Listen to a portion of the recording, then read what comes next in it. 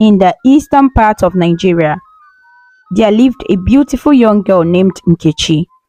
She was the only child of her parents and was in her final year in the secondary school. Nkechi was supposed to have finished secondary school, but something happened that delayed her progress.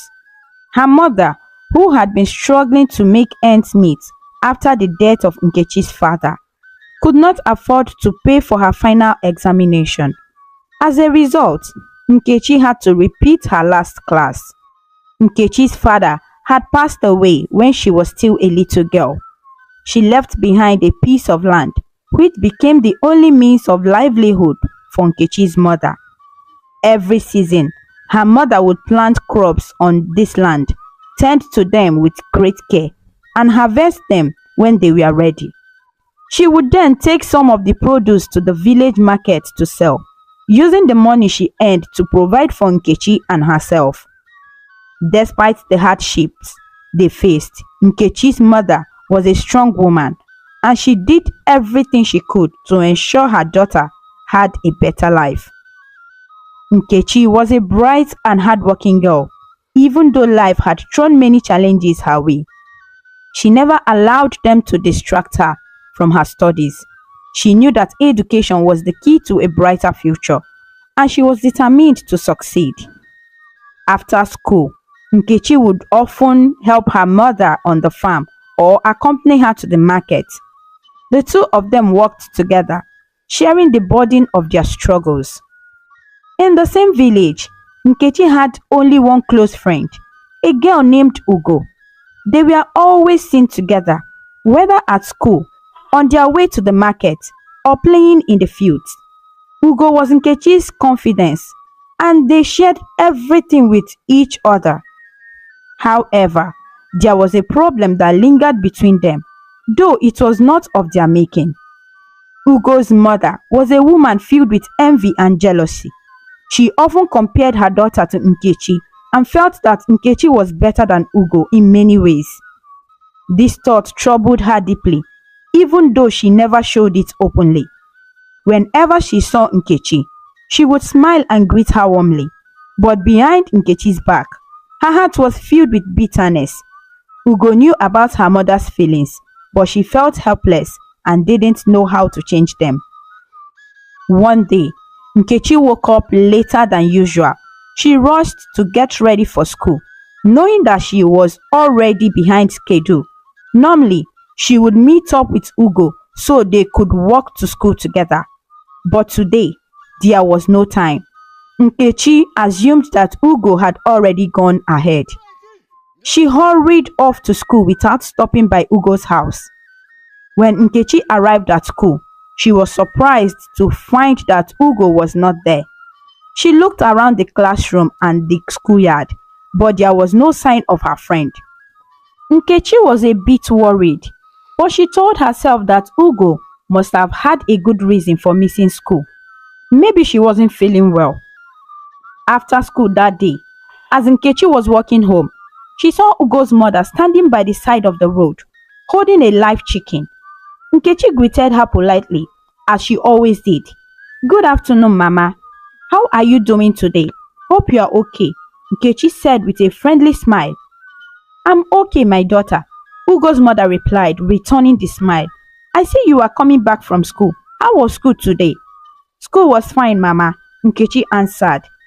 "But by the way, Mama, what about Ugo?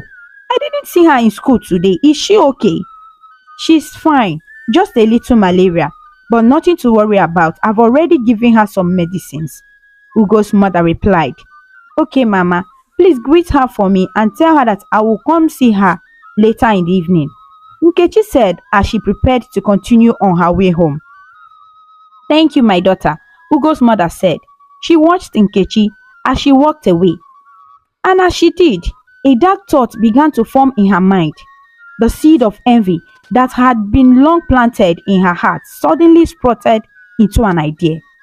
A plan that would put an end to the comparison she hated so much.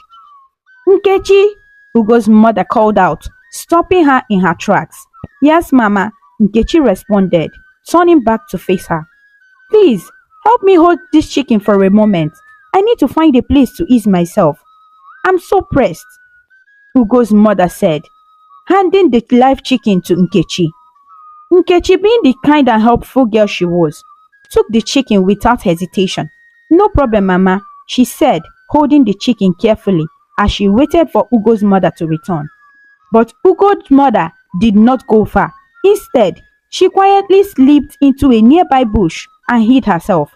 She watched Nkechi from her hiding place, her heart pounding with excitement at the thought of what she was about to do. As she stood there, she noticed a group of young men walking down the road, talking and laughing amongst themselves. Seizing the moment, Ugo's mother sprang out of the bush and ran towards the group, waving her arms frantically and shouting at the top of her voice. "Thief! Thief!" she screamed, pointing in Nkechi's direction. Nkechi, startled by the sudden commotion, turned around to see what was happening. Her heart skipped a beat as she saw Ugo's mother running towards her, shouting and pointing at her. The group of young men stopped in their tracks, confused and alarmed by the woman's cries. Nkechi stood frozen in place, the chicken still clutched in her hands, as she watched the scene unfold before her. She couldn't understand what was going on. Why was Ugo's mother shouting like that? And why was she pointing at her? It took a moment for her to realize what was happening. By then, it was too late. A group of angry youths who had heard the commotion were already running towards her. Their faces were twisted with anger, and their shouts grew louder as they closed in on Nkechi. Terrified, Nkechi dropped the chicken she was holding and ran as fast as her legs could carry her. Her heart pounded in her chest as she raced down the dirt road. But no matter how fast she ran, the angry youths were not far behind. With each step, more people joined the chase, eager to catch the so-called thief. Nkechi's breath came in raged gasps, and her legs felt like they were on fire. But she couldn't stop. She didn't know where to go or what to do. All she knew was that she had to get away. But before long, the youth caught up with her. She felt strong hands grabbed her arms and yanked her to the ground. "Please, I didn't steal anything," Nkechi cried out, but her words fell on deaf ears. The youths were too angry to listen. They picked up the chicken she had dropped and wrapped it around her neck as a mark of her supposed crime. Then, the beating began. The youths slapped her, kicked her, and hit her with anything they could find. Some used palm fronds, which stung as they lashed against her skin, while others poured dirty water and mud over her. Nkechi could only cry out in pain, her voice hoarse from screaming as the assault continued. "Thief! Thief! Onyoshi! Onyoshi!" they shouted as they dragged her through the village, making sure everyone could see the girl they believed to be a thief. The youth did not stop until they reached the king's palace. By then, Nkechi was bruised, battered, and covered in mud. She could barely stand as they pushed her before the king, who was sitting with his family and the village elders. Ugo's mother stepped forward and prostrated herself before the king. "May you live long, my king," she said, her voice full of false humility. "I have come to report a case of theft committed by this thief," she continued, pointing at Nkechi with a sneer. "My lord, can you believe that I left my chicken to ease myself in the bushes, only to come back and catch this girl trying to put it in her school bag? It was when I shouted thief that she quickly dropped it and ran away," Ugo's mother lied.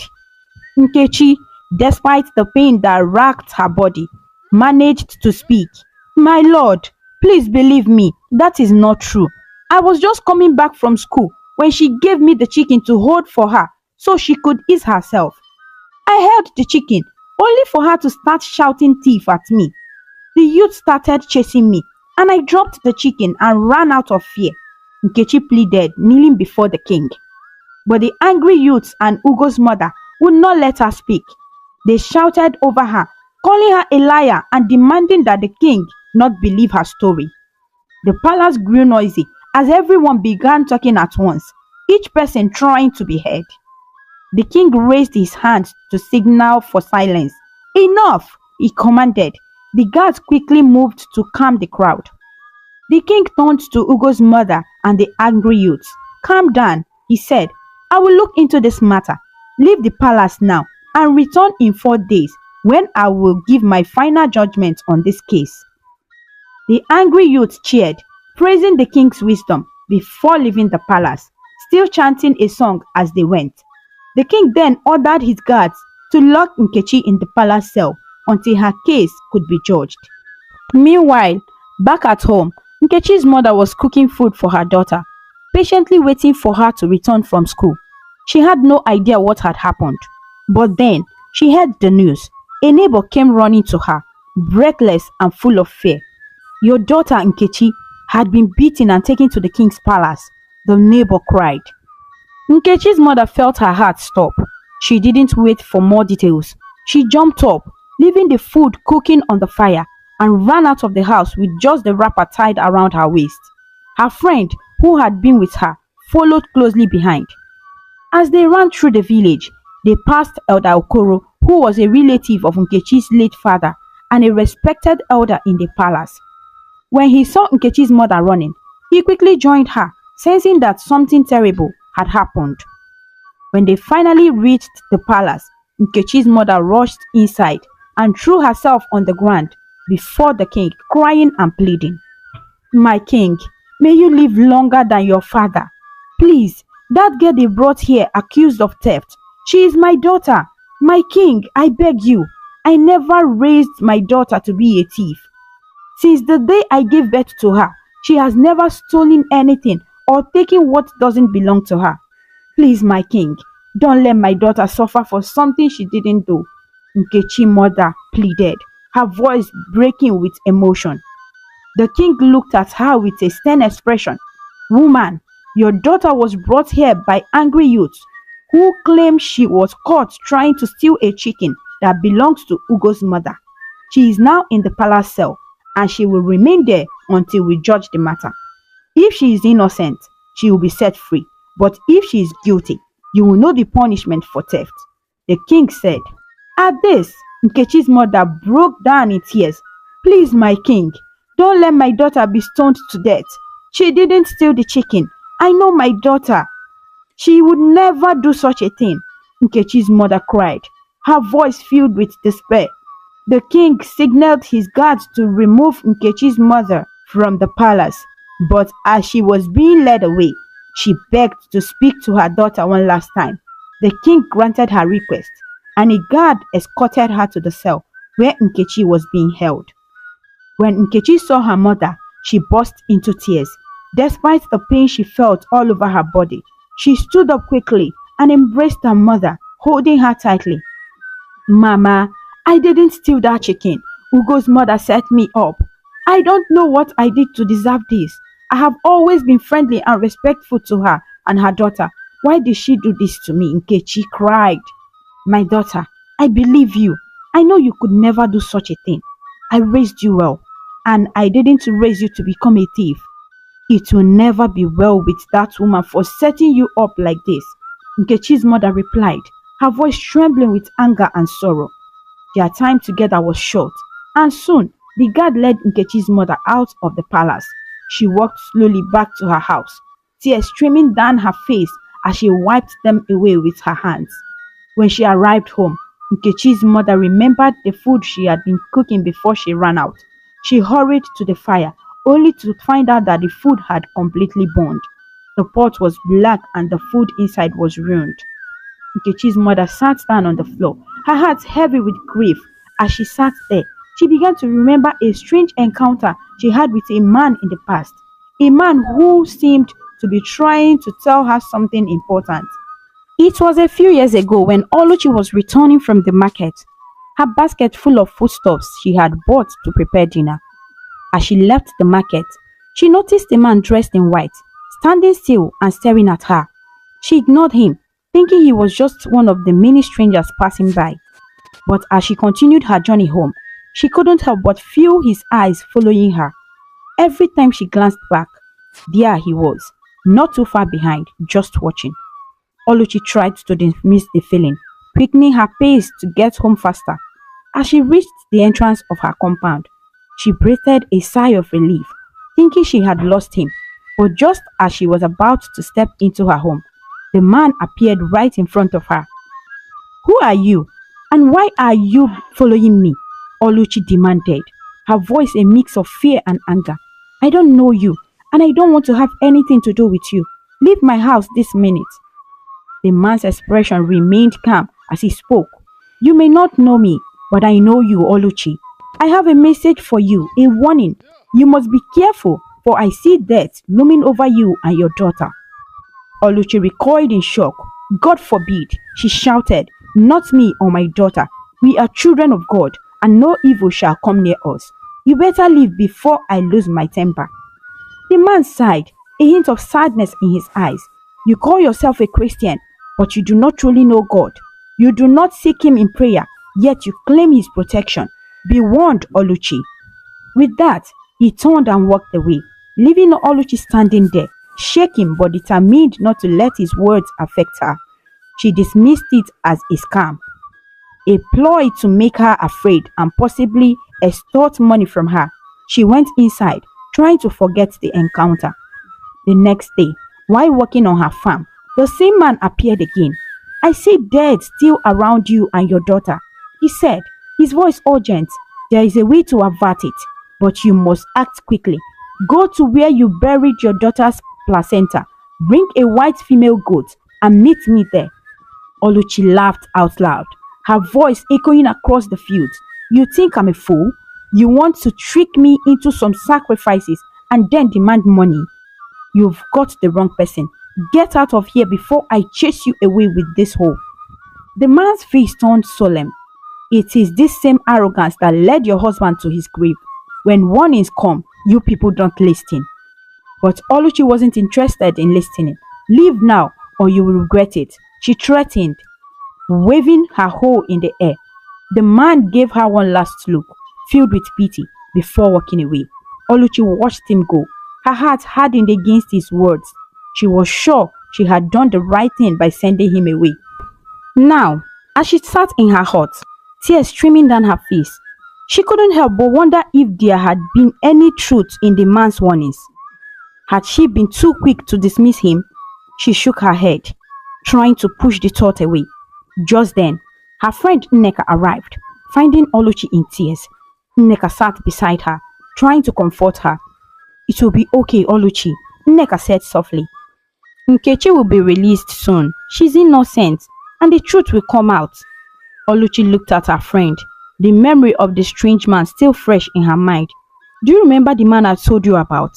The one who claimed to have a message from God?" Nkechi nodded. "Yes, I remember. What about him?"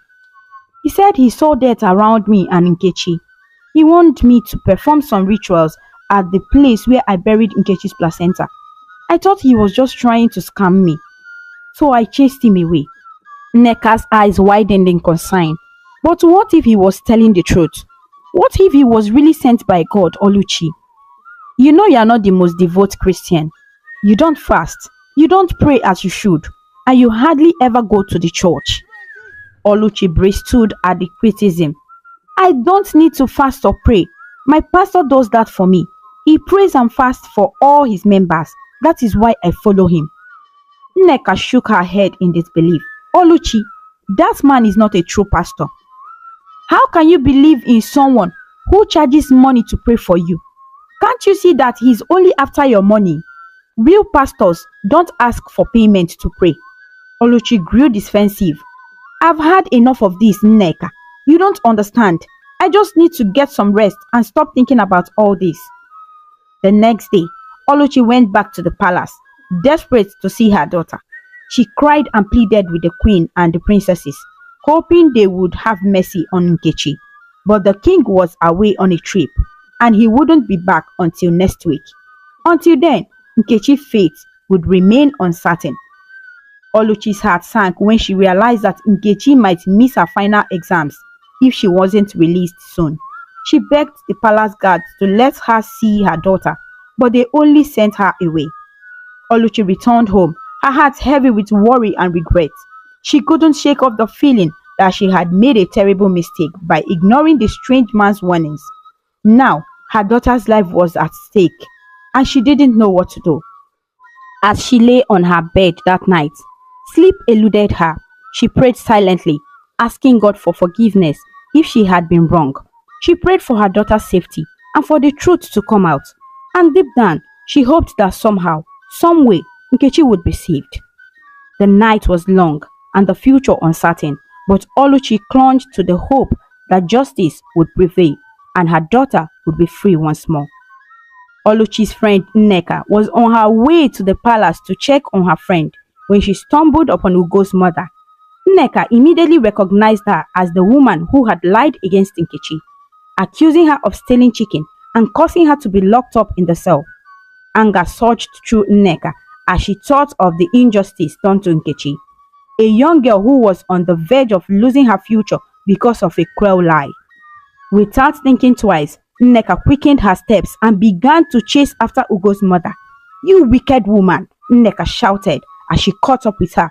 "How dare you lie against an innocent girl? You will pay for what you've done." Ugo's mother turned around, startled by Nneka's sudden appearance. "What do you want?" she snapped, trying to sound bold, but Nneka could see the fear in her eyes. "I want justice for Nkechi," Nneka shouted, her voice trembling with rage. "You've ruined her life with your lies, and now you think you can walk around freely?" Ugo's mother tried to brush past Nneka, but Nneka wasn't going to let her go that easily. She grabbed Ugo's mother's arms, and the two women began to struggle. Nneka was determined to make her feel the pain she had caused Nkechi and her mother. The women pushed and shoved each other, each trying to get the other to fall to the ground. Finally, Nneka managed to push Ugo's mother hard enough that she lost her balance and fell to the ground with a thud.